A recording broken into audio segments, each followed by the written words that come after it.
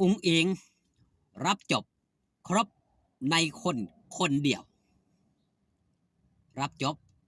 เรื่องอย่างนั้นก่อนอื่นขอกล่าวคำว่าสวัสดีครับผมสวัสดีพี่น้องครับป้องปายมิตรหมอแคนแฟนหมอลำยินดีต้อนรับเข้าสู่ช่องไทยสีเกตชาแนลสวัสดีไปยังแฟนคลับ FC สาวน้อยเพชรบันแพงแฟนคลับ FC ลาดน้อยอุ๋งอิงสู้ขู่สู้คนน้ำเด้อครับเด้อมื้อนี้ครับคิวงานสาวน้อยเพชรบันแพงไปเล่นอยู่ที่บ้านดอนหันอำเภอชุมแพจังหวัดขอนแก่นครับพี่น้องอยู่ใกล้กับอย่าลืมไปให้กำลังแรงเชียร์แรงใจลาหน่อยอุ๋งอิงพร้อมทีมงานชาวคณะสาวหน่อยเพชรบานแพงเต็มวงเด้อครับเด้อมือนี่สอดแจ้งจ้างปางมาบ่ฮอดจอดถึงเรื่องเล่าเกี่ยวกับลาดน้อยอุ๋งอิงครับลาดน้อยอุ๋งอิงจังได้รับจบครบในบุคคลคนเดียวเรื่องประเด็นดราม่าที่ผ่านมาหลากหลายเรื่องเล่าล่าสุดกะเช่นเดียวกันจังว่าลาน้อยอุ๋งอิงรับจบครบในคนเดียวมันเกี่ยวของอีหยังกับดราม่าที่เกิดขึ้นหลากหลายเรื่องเล่าที่มันเกิดขึ้นในวงสาวน้อยเพชรบ้านแพงนี่หนีบ่บ่มกลมบ่เวทลาน้อยอุ๋งอิงครับศิลปินคนนั้นเป็นจังสั่นศิลปินคนนี้เป็นจังซี่กสิดึงเอาลาน้อยอุ๋งอิงนี่ละไปเกี่ยวของไปเกี่ยวพันตามที่เห็นมาล่าสุดเช่นเดียวกันลาน้อยอุ๋งอิงกะเป็นส่วนหนึ่งที่ถูกดึงเอาไปเกี่ยวของเกี่ยวพันเรื่องยังนั้นครับ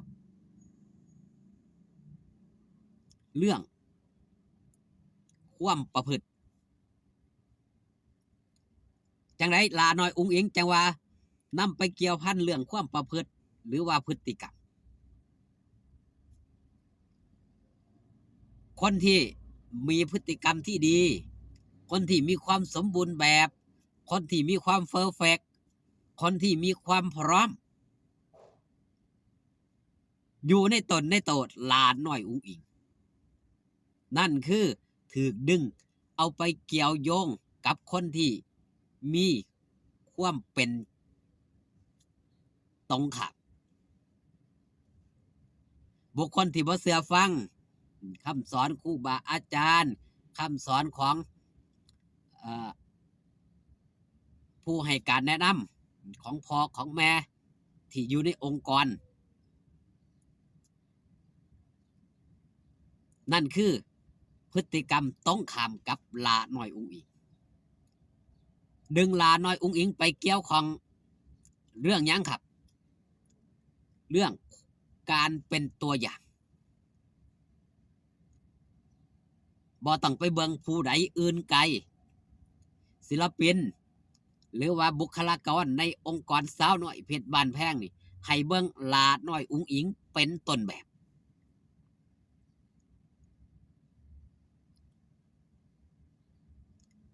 รับจบครบในบุคคลคนเดียวบ่ว่าจะเป็น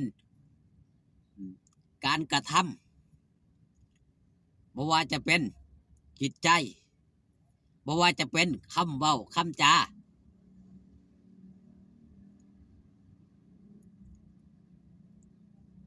จิตใจจะได้เข้มแข็งอดทนยังครับอดทนฝึกฝนอดทนพัฒนาเจ้าของอดทนต่อคำเว้าคำจาสิถือกว่าสิถือกติสิถือกติงด้วยถ้อยคำรุนแรงจังไดก็ตามลาน้อยอุ๋งอิงบ่ได้ตอบโต้ด้วยคำเว้าคำจากลับคืนไปแต่แสดงออกถึงหยังครับแสดงออกด้วยการมาพัฒนาเจ้าของสิ่งที่เขาเว้ามานำมาใส่โตเจ้าของแล้วก็พัฒนาให้เขาเห็นเขาว่าเสียงบ่ดี เขาว่าสิร้องบ่ตรงที่จังสั่นจังซี่ลาน้อยอุ้งอิงก็นำมาปรับใส่โตวเจ้าของเองนำมาปรับโตวเจ้าของสร้างผลงานให้ประจักษ์ต่อสายตาบุคคลคนที่ดูถูกดูแคลนเรียนน้ำพอกอน้ำคู่บ่เถียงคู่บ่เถียงพอให้คำแนะนำหยังมาลาน้อยอุ้งอิงก็เฮ็ดน้ำเบิดสู่สิ่งสู่อย่างเป็นบุคคลที่น้ำไม่เต็มแก้วนั่นแหละครับตัวอย่าง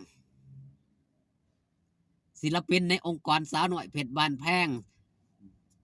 บ่ว่าจะเป็นวงหนึ่งวงสองนี่ต้องเบิ่งเอาไว้เป็นแบบอย่างครับบ่ต้องไปปากบ่ต้องไปเว้าบ่ต้องไปสอนคนอื่น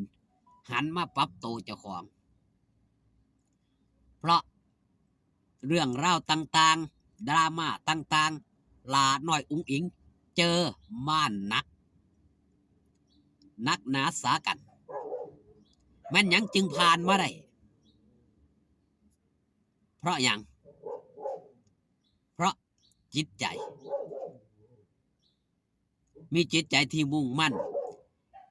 มีจิตใจที่เข้มแข็งมีหยังครับมีสปิริตมีใจที่เปิดกว้างยอมรับในสิ่งที่พลาดแก้ไขในสิ่งที่เจ้าของขาดตกบกพร่องนั่นคือสิ่งที่ต้องเฮ็ดสิ่งที่ต้องทำเรื่องเล่าดราม่าต่างๆกับบุคคลนั่นบุคคลนี้ส่วนมากมันโยงมาหาหลาน้อยอุ้งอิงเอาหลาน้อยอุ้งอิงไปแขวนเอาไปเกี่ยวข้องเพราะสิ่งนี้นี่เองตัวอย่างที่ดีมีค่ากว่าคำสั่งสอน